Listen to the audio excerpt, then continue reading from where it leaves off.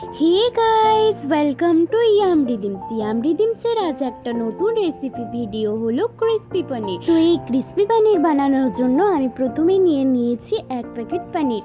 তো পনিরটা কিউব আকারে কাটাই ছিল, তো সেই জন্য আমি এটাকে একটা বোলের মধ্যে নিয়ে নিয়েছি। এরপর এর মধ্যে টক দই, হলুদ, পরিমাণ মতো লবণ, জিরে গুঁড়ো, গোলমরিচ গুঁড়ো, কাশ্মীরি লঙ্কার গুঁড়ো দিয়ে ভালোভাবে ম্যারিনেশন করে নেব। এই সব মশলা দিয়ে পনিরটাকে ভালোভাবে ম্যারিনেশন করে আধা ঘন্টা মতো রেখে দেব ঢাকা দিয়ে, তাতে পনিরের ভেতর নুনের স্বাদটা ঢুকে যায়। পর ওটাকে ম্যারিনেশন করার মধ্যে রেখে দিয়ে আমি দুটো ব্যাটার বানিয়ে নিয়েছিলাম। একটা কর্নফ্লাওয়ার, ডিম এবং নুন দিয়ে একটা ব্যাটার বানিয়েছিলাম, আর একটা ব্যাটার বানিয়েছিলাম বেসন, লবণ আর হলুদ আর অল্প লঙ্কার গুঁড়ো দিয়ে একটা ব্যাটার বানিয়েছিলাম। ব্যাটারটা আমি ভালো করে বানিয়ে নিয়েছি। এরপর আমরা কর্নফ্লেক্সগুলোকে ভালোভাবে গুঁড়ো করে নেব।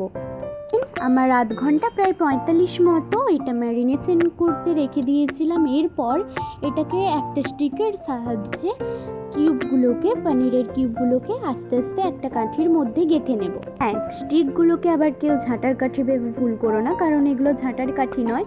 এই কাঠিগুলো দিয়ে আমাদের বাড়িতে আগে মুড়ি ভাজা হতো, তো সেগুলোই আমি এখানে ইউজ করেছি, কারণ আমার কাছে কোনো স্টিক আর্টিফিশিয়াল ছিল না। তো আমি বাড়ির মধ্যে এটাই ছিল, আমি এটা দিয়ে ইউজ করেছি।